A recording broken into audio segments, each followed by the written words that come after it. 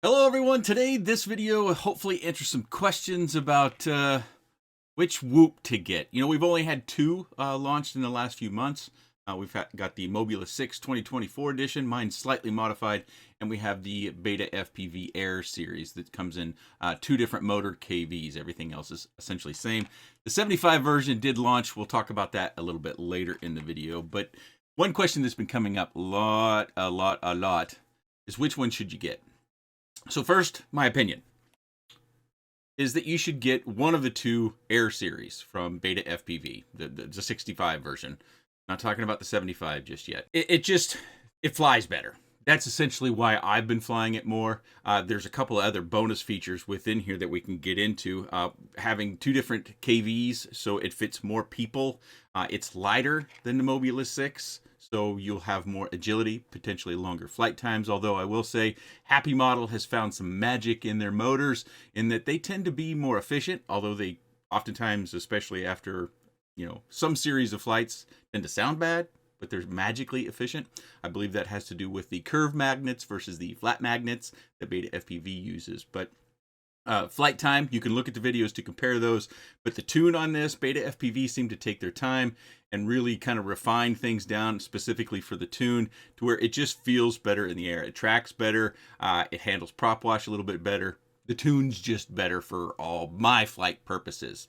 The one drawback that I can tell you about on the BetaFPV Air is oftentimes this C02 camera suffers from a strange pinkish purple aberration that comes through, and Tokyo Dom as well as a few others, but I want to give props to Tokyo Dom because he actually, I believe, took this information back to BetaFPV and confirmed it, that it's got little holes in the back of the camera, and that in the right lighting conditions, specifically outside and bright light can get through the back side of the camera, and then there's a reflection of the PCB, and that's kind of what I was seeing. I haven't confirmed that entirely myself, because as you can see on the back of this one, I've got some blue tape. But unfortunately, a big fly day for me today was to go outside and fly this as well as a few other things. It's been raining off and on, so unfortunately I got rained out. I'm hopeful for tomorrow, but it's saying cloudy tomorrow, so it won't be a good day for testing this. But that will be coming up. If you want to see a video on that, please let me know in the comments section. If you want to make sure you see that video after leaving your comment, you might want to hit the subscribe button as well. But when it comes down to the details outside of just flying better, Air 65 is cheaper, and not just by a little bit. $20 cheaper.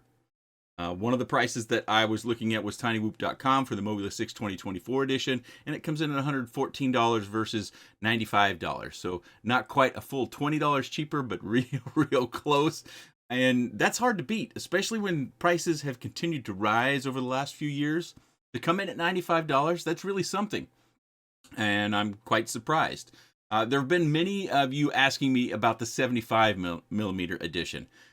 Okay, so as you know, I prefer 75 millimeters. There's more thrust and more flight time. You're using a bigger battery, so you can fly outside in a little bit higher wind conditions, a little bit more than you can with 65 millimeter that's ultralight. But the thing, I can't verify anything about the 75 millimeter. Maybe it doesn't scale up as well as the 65 millimeter. That could be true. We'll have to see. It has a different flight controller. So it's got a full-size flight controller, which, we have to evaluate that as well. And do the motors that they come with, I think they come with 0802s. I looked at that the other night. Do they handle 40 millimeter props and whatever props they choose to put on it, likely gem fans, just like this? Does it handle that just as well? Did they do as much work on the PID tune? But we'll have to wait and see. BetaFPV is sending one for review. Hopefully they send both particular versions. So if I think it comes in two different versions, right? My memory is escaping me here in the moment, with different KVs on the motor. So we'll have to evaluate the Air 75 when it comes to me, and I can take it for a spin around the house. But for right now, I think if you're in the market for buying a 65 millimeter Whoop that's bind and fly from the manufacturer, you're not building it yourself, you got to go with the BetaFPV Air 65. I think the price point, how well it flies, there's just the only argument that I can make against it is the camera and flying outside in bright sunlight conditions, if that holds true, which it very likely will.